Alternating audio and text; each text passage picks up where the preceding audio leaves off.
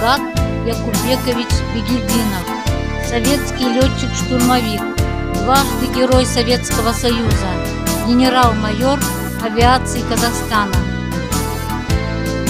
Родился 5 августа 1922 года в Акмолинской области.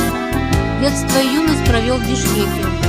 Учился в Саратовском и Оренбургском военных авиаучилищах. В январе 43-го прибыл в действующую армию. За годы войны Бигельдинов прошел фронтовой путь от рядового летчика до командира авиаполка. Совершил 305 вылетов на штурмовике Ил-2. Наши бойцы называли этот самолет летающим танком. Гитлеровцы дали ему название «Черная смерть». 6 мая 43-го в одном из боев Бигельдинов был сбит над немецким тылом. Выпрыгнуть удалось и ему, и стрелку Яковенко. Но при переходе линии фронта Яковенко погиб. Бигельдинов дошел до своих, хотя и был ранен. За образцовое выполнение боевых заданий командования, проявленные при этом отвагу и геройство, 26 октября 44-го гвардии старшему лейтенанту Бигельдинову Талгату присвоено звание Героя Советского Союза.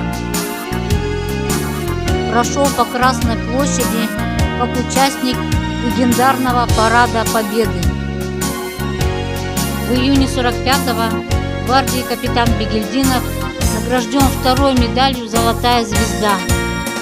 В 1950-м окончил военно-воздушную академию в Монино.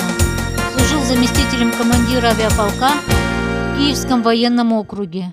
В марте-августе 1956-го начальник штаба Краснодарской высшей офицерской школы штурманов ВВС. С августа 1956-го подполковник Бигельдинов в отставке.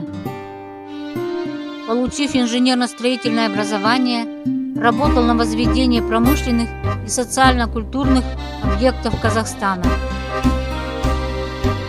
Трижды избирался депутатом. Жил в городе Алматы. Умер 10 ноября 2014 года, последним из дважды Героев Советского Союза фронтовиков. О нем сняты фильмы, написаны книги, документы и фото навсегда остались в экспозиции Главного музея Великой Отечественной войны.